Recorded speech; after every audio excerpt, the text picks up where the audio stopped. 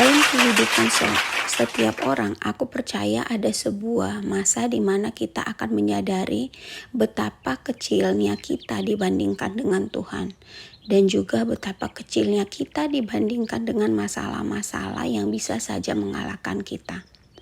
Waktu itu keluargaku menerima kabar buruk bahwa ibuku divonis menderita leukemia atau kanker darah.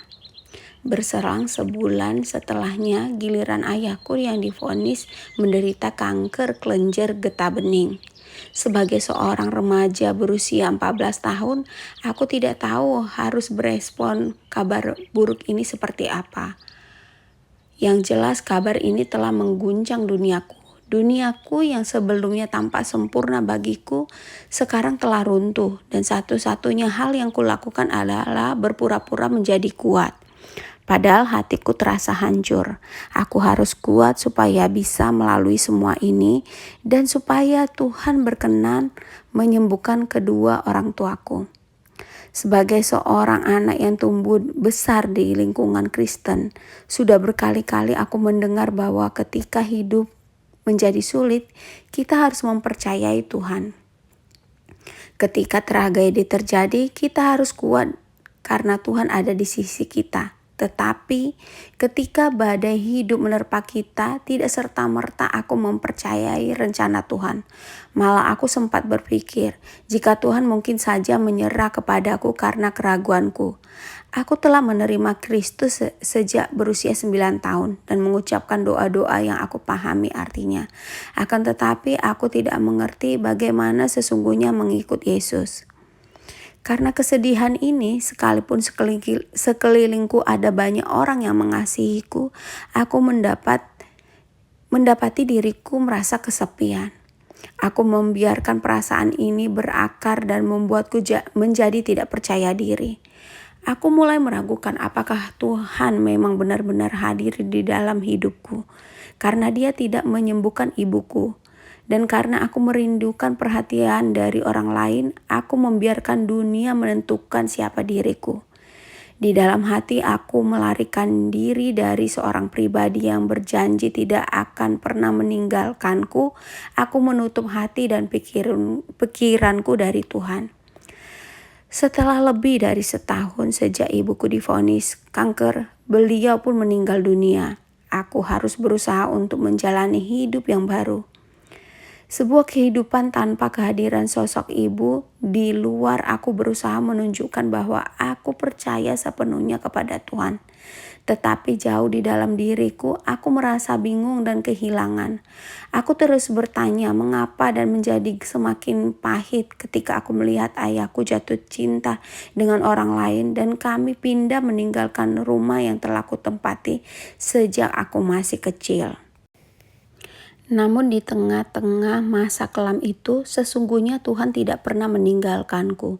Tuhan terus mengejarku dan perlahan menghancurkan benteng kepahitan yang mengelilingi hatiku.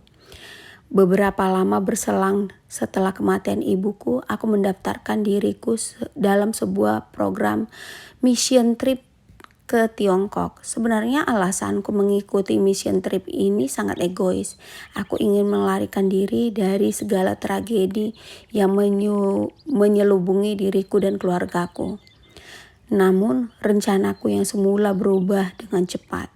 Tuhan punya rencana untuk menunjukkan betapa egoisnya diriku dan Dia memulihkanku. Suatu ketika di atas gunung Tiongkok, Dia menggunakan tempat yang terpencil untuk menyadarkanku akan betapa beratnya sakit yang kurasakan, pemberontakanku terhadapnya, dan Dia juga menyatakan kondisi hatiku yang sesungguhnya. Untuk pertama kalinya dalam hidupku aku mendapati diriku begitu lemah di hadapannya. Dia menegurku melalui sebuah ayat. Dalam segala penderitaan aku sangat terhibur dan bersukacita berlimpah-limpah. Baca di 2 Korintus 7 ayat 4. Ketika motivasiku pergi ke Tiongkok adalah untuk melarikan diri, Tuhan malah membawaku ke sebuah tempat yang tenang untuk duduk di hadiratnya dan mengalami perubahan hidup. Aku tidak tahu seperti apakah sukacita yang sejati itu. Tetapi saat itu aku tahu bahwa aku membutuhkannya. Aku memohon pada Tuhan supaya Dia memberiku sukacita, supaya aku percaya akan rencananya, jalannya, cerita yang Dia tuliskan untukku sepenuh hatiku. Selama beberapa tahun berikutnya, Tuhan membentuk hatiku untuk mengungkapkan emosi yang tidak ingin kuhadapi, kesedihan yang belum terselesaikan, dan kebohongan yang kupercayai tentang Tuhan dan diriku sendiri. Tuhan menunjukkanku bahwa sukacita bukanlah kebahagiaan yang bersifat sementara, melainkan sebuah kepuasan yang mendalam akan rencana Tuhan, yang kita tahu adalah untuk kebaikan kita dan tujuannya. Sukacita bukan berarti bahwa aku akan selalu bangun dengan senyuman setiap hari. Sukacita bukan berarti bahwa aku akan selalu riang gembira di tengah badai kehidupan. Sukacita adalah sebuah keputusan untuk melihat tujuan Allah ketika segala sesuatunya runtuh. Sukacita adalah pilihan setiap hari, sekalipun ada hal-hal yang membuat air mata menetes. Tuhan mengajariku bahwa menjadi orang yang lemah adalah jauh lebih baik daripada berpura-pura kuat. Kelemahan kita menunjukkan bahwa sesungguhnya bahwa kita butuh bergantung pada Tuhan. Tuhan mengajariku bahwa it's okay to be not okay. Tidak masalah untuk jujur apabila kita memang tidak sedang baik-baik saja. Tuhan menyambut kita, setiap keraguan kita, dan mengundang kita untuk bersama-sama bergumul dengannya di saat kita tidak mengerti apa yang Dia sedang kerjakan. Hal yang indah yang kupelajari tentang Tuhan adalah Dia tidak pernah menyerah terhadap kita. Dia tidak pernah berhenti mengejar kita, tak peduli sebagaimanapun usaha kita untuk melarikan diri. Dia akan pergi ke tempat terdalam dan tergelap di hati kita untuk membuktikan bahwa Dia adalah Tuhan yang baik. Aku telah menyaksikan bahwa Tuhan telah mengubah hal yang buruk menjadi baik. Dia telah menghapuskan kepahitan yang kupegang selama bertahun-tahun dengan cara memberikan orang-orang yang mau menolongku. Dia menggunakan kematian ibuku sebagai cara untuk menunjukkan realita bahwa hidup ini begitu singkat. Dia mengajariku bahwa aku harus menghargai orang lain dan menghargai setiap detik kehidupan. Dia telah menunjukkanku betapa pentingnya untuk mencintai dan menjalani hidup dengan baik karena hubungan dengan orang lain begitu berharga. Tuhan telah begitu setia dalam perjalanan hidupku. Dia telah menunjukkan banyak hal kepadaku melalui kematian ibuku. Dia memberiku sukacita yang utuh dan mengajariku untuk menerima kelemahanku dan memandang hanya kepadanya saja. Dia mengajariku untuk menerima sukacita.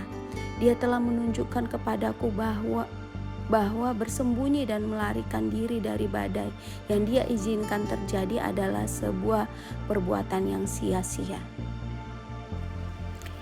Aku percaya bahwa Tuhan memiliki cerita yang unik untuk setiap orang. Dia memberikan yang terbaik untuk hidup kita dan mengubah rasa sakit yang kita alami menjadi sebuah kebaikan yang jauh lebih indah daripada yang dapat kita bayangkan. Hidup adalah sebuah pemberian dan kisah hidup kita, tak peduli seperti apapun kisahnya, adalah gambaran dari Injil. Sekalipun pohon ara tidak berbunga, pohon anggur tidak berbuah, hasil pohon zaitun mengecewakan, sekalipun ladang-ladang tidak menghasilkan bahan makanan, kambing domba terhalau dari kurungan, dan tidak ada lembu sapi dalam kandang, namun aku akan bersorak-sorai di dalam Tuhan, beria-ria dalam Allah yang menyelamatkan aku. Allah Tuhanku itu kekuatanku. Ia membuat kakiku seperti kaki rusa. Ia membiarkan aku berjejak di bukit-bukitku. Itu diambil dari Habakuk 3 ayat 17 sampai 19. Saat kita mengalami persoalan hidup yang sangat pelik dan penat, sebenarnya Ya Tuhan meminta kita untuk selalu bersabar menghadapi setiap ujian hidup dan bersabar bahwa Tuhan akan melakukan sesuatu dalam kehidupan kita dalam menghadapi persoalan hidup kita. Dia mau kita menyerahkan semua persoalan hidup kita kepada Dia. Di Yesaya 40 ayat 31, tetapi mereka yang menantikan Tuhan memperoleh kekuatan baru. Mereka naik dengan sayap Raja Wali. Mereka berlari dan tidak menjadi lesu. Mereka berjalan dan tidak menjadi lelah. Di Yakobus 1 ayat 4, karena kesabaran itu adalah perbuatan yang sempurna, supaya kamu menjadi sempurna dan utuh, tidak kurang dari sesuatu pun. Di Mazmur 40 ayat 1, karena kesabaran itu adalah perbuatan yang sempurna, supaya kamu menjadi sempurna dan utuh, tidak kurang dari sesuatu pun. Di Mazmur 40 ayat 1, aku menunggu dengan sabar Tuhan, Dia memandang kepadaku dan mendengar seruanku. Di Lukas 21 ayat 19, sebab dengan sabarlah kamu akan memperoleh hidupmu. Amsal 19 ayat 11, kesabaran orang bijaksana menunda amarah, dan kemuliaan baginya adalah memaafkan kesalahan. Di 2 Petrus 3 ayat 9, sebab Allah tidak akan mengabaikan janjinya, sebagaimana beberapa orang menyangka bahwa Ia mengabaikannya, tetapi Ia sabar terhadap kamu dan tidak ingin seorang pun binasa, melainkan supaya semua orang berbalik dan bertobat. Di Pengkhotbah 7 ayat 9, janganlah kamu terburu-buru dalam rohmu untuk marah, karena marah ada di dadanya orang bebal. Di Galatia 6 ayat 11, maka biarkanlah kita berbuat baik kepada semua orang, tetapi terutama kepada mereka yang seiman dengan kita. Di 1 Petrus 1 ayat 7, kamu harus tahu, saudara-saudara, bahwa masa pencobaanmu yang sedang kamu alami itu adalah untuk membuktikan imanmu, sebab imanmu yang diuji itu jauh lebih berharga daripada emas yang dapat binasa. Di Amsal 28 ayat 13, dan orang yang tekun dalam mencari Allah akan memperoleh pengertian tentang kebenaran, dan orang yang sabar akan menang dalam segala sesuatu. Efesus 4 ayat 2, dengan segala kerendahan hati dan kelemah lembutan, dengan kesabaran hendaklah engkau saling membantu dalam kasih. Di Matius 24 ayat 13, tetapi orang yang bertahan sampai akhir akan diselamatkan.